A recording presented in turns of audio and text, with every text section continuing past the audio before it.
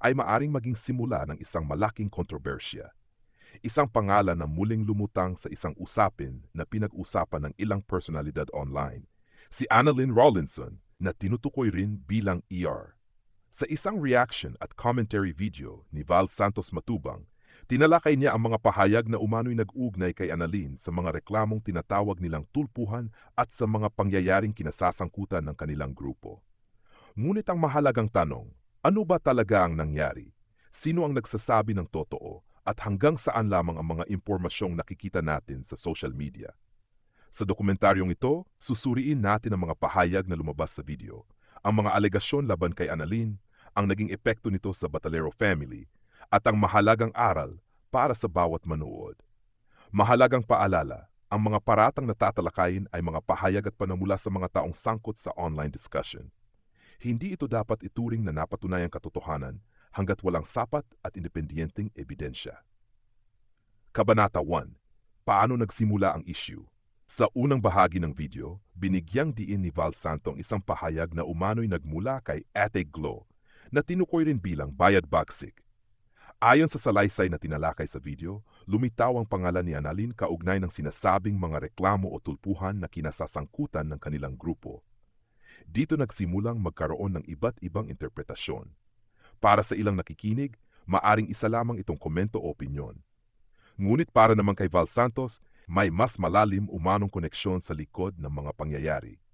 At dito pumapasok ang konsepto ng tinatawag na mastermind.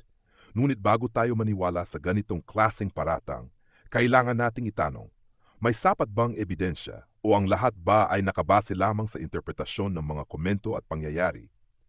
Kabanata 2, ang komento ni Annalyn. Isa sa mga binigyang pansin sa video ay ang isang komento na iniugnay kay Annalyn.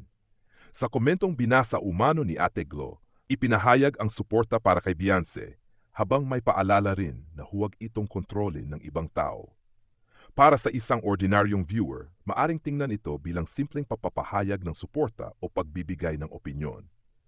Ngunit sa pananaw ni Val Santos, ang ganitong uri ng pahayag ay maaaring magkaroon ng ibang kahulugan kapag isinama sa kabuuang konteksto ng kontrobersya. Dito niya inilahad ang kanyang interpretasyon na ang taong nagbibigay umano ng payo ay maaring siya rin daw ang nag-utos o may papel sa likod ng mga pangyayari. Gayunpaman, mahalagang paghiwalayin ang interpretasyon mula sa napatunayang impormasyon. Ang isang komento, kahit gaano ito kapansin-pansin, ay hindi automatikong nagpapatunay na ang isang tao ang mastermind ng isang buong pangyayari. Kabanata 3, ang mastermind. Kapag may malaking kontrobersya sa social media, mabilis lumitaw ang tanong, sino ang nasa likod nito? Natural sa mga tao na maghanap ng taong responsable, pero dito rin nagiging mapanganib ang social media speculation. Kapag ang isang pangalan ay paulit-ulit na binabanggit, maaring isipin ng publiko na napatunayan na ang paratang kahit wala namang bagong ebidensyang inilahad. Sa kaso ni Annalyn, ang pagkaugnay ng kanyang pangalan sa kontrobersya ay bahagi ng mga pahayag at interpretasyong tinalakay sa video. Hindi natin dapat agad sabihin na siya nga ang mastermind kung wala namang malinaw na ebidensya na nagpapatunay nito. Sa isang dokumentaryo, mahalaga ang isang prinsipyo. Ang alegasyon ay alegasyon lamang hanggat hindi ito napapatunayan. Kabanata 4, ang epekto sa Batalero family. Ayon sa commentary ni Val Santos, ang mga pangyayaring ito ay nagkaroon umano ng malaking epekto sa Batalero family. Dahil sa pagkalat ng mga pahayag at reaksyon online, maaring magkaroon ng pambabatikos, pagkakahati ng opinyon, at pagdami ng mga taong nakikisali sa issue. At ito ang isa sa pinakamalaking epekto ng vlogger culture. Ang isang personal na hindi pagkakaunawaan ay maaring maging pampublikong usapin. Ang isang komento ay maaring magkaroon ng libu-libong viewers. At ang isang akusasyon ay maaring kumalat ng mas mabilis kaysa sa kakayahan ng taong inaakusahan na ipaliwanag ang kanyang panig. Sa ganitong sitwasyon, hindi lamang ang mga personalidad ang naapektuhan, pati ang kanilang pamilya, kaibigan, supporters, at maging ang mga taong walang direktang kinalaman sa issue ay maaring madamay. Kabanata 5, Vlogger Culture at Social Media. Mas malaki na ngayon ang papel ng mga vlog at social media platforms sa paghubog ng opinyon publiko. Kapag may kontrobersya, mabilis itong nagiging content. May reaction video, may live stream, may commentary, may screenshots, at may mga bagong video na sumusunod sa bawat bagong development. Hindi naman masama ang pagbibigay ng commentary, ngunit nagiging problema ito kapag ang audience ay nakakalimutang hindi lahat ng napapanood online ay kumpletong kuwento. Minsan, isang bahagi lamang ng isang conversation ang nakikita. Minsan, yung screenshot lamang ang ipinapakita. At minsan, ang emosyon ng narrator ang mas napapansin kaysa sa aktual na ebidensya. Kaya bilang viewers, kailangan nating matutong huminto at magtanong, ano ang fact? Ano ang opinion? Ano ang allegation? At higit sa lahat, ano ang ebidensya? Kabanata 6. Huwag maging hatol sa isang clip lang. Isa sa pinakamahalagang aral mula sa ganitong kontrobersya ay ang pag-iwas sa mabilisang paghuhusga. Kung may nagsabing isang tao ang mastermind, huwag agad maniwala. Kung may nagsabing may kasalanan ng isang personalidad, hanapin muna ang kabilang panig. Kung may screenshot, alamin ang buong conversation. Kung may video clip, alamin kung may bahagi bang nauna o sumunod na hindi ipinakita. At kung may seryosong akusasyon, mas mahalagang tingnan kung may dokumento, direktang pahayag, o independent evidence na makapapatunay dito. Dahil sa internet, napakadaling gumawa ng kwento mula sa magkakahiwalay na impormasyon, ngunit ang katotohanan ay nangangailangan ng mas maingat na pagsusuri. Kabanata 7. Payo para sa mga manood. Una, maging mapagsuri.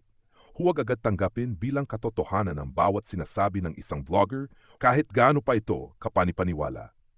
Pangalawa, matutong kumilala sa opinyon at facts. Kapag sinabi ng isang commentator na sa tingin ko, iyon ay pananaw. Kapag sinabi niyang ayon sa isang pahayag, kailangan pa ring tingnan ang mismong pahayag at konteksto. Pangatlo, iwasang makisali sa pambabash. Hindi natin kailangang insultuhin ang isang tao dahil lamang sa isang video na napanood natin. Hindi rin natin alam ang buong buhay at sitwasyon ng mga taong sangkot. Pangapat, bigyan ng kakataon ang magkabilang panig. Kung may akusasyon, mahalagang marinig din ang panig ng taong inaakusahan. At panghuli, huwag gawing basehan ng pagbili ang emosyon. Kabanata 8, tungkol sa mga product endorsements. Sa huling bahagi ng video, napunta naman ang usapan sa pagpo-promote ng ilang produkto gaya ng Origin Supplement at BSM Kalingap Kape. Dito kailangan ding maging mapanuri ang viewers. Kapag ang isang produkto ay ipinapakita sa loob ng isang entertainment o commentary video, tandaan na maaari itong bahagi ng negosyo o endorsement ng channel. Hindi nangangahulugan na dahil sinabi ng isang influencer na maganda ang produkto ay automatikong bagay ito sa lahat. Kung supplement o produktong may health-related claims ang pinag-uusapan, mahalagang suriin ang ingredients, label, registration o authorization kung naangkop at mapagkakatiwalang impormasyon bago bumili o gumamit. Huwag bumili dahil lamang sa hype. Mag-research muna. Sa huli, ang kontrobersyang ito ay hindi lamang tungkol sa isang pangalan o isang grupo. Isa rin itong halimbawa kung paano gumagana ang social media ngayon. Isang komento, isang video, isang akusasyon, at ilang oras lamang, maaari na itong maging malaking usapin sa publiko. Pero bilang viewers, mayroon tayong responsibilidad. Hindi natin kailangang maging bahagi ng gulo. Hindi natin kailangang pumili agad ng kampo. At hindi natin kailangang magbigay ng hatol batay lamang sa isang video. Ang pinakamahalagang bagay ay mag-isip, magsuri at hanapin ang buong konteksto. Tandaan, hindi lahat ng viral ay totoo. Hindi lahat ng sinasabi ng isang vlogger ay napatunayang fact. At hindi lahat ng kontrobersya ay kailangang dagdagan ng galit. Kung may natutunan kayo sa documentary na ito, i-share ang video upang mas marami pang viewers ang matutong maging responsible sa paggamit ng social media. Mag-subscribe para sa iba pang documentary-style commentary at pagsusuri. Ako ang inyong kasama sa paghahanap ng mas malinaw na konteksto. Manood ng may isip. Makinig sa magkabilang panig. At higit sa lahat, huwag agad humatol. Hanggang sa susunod na documentary.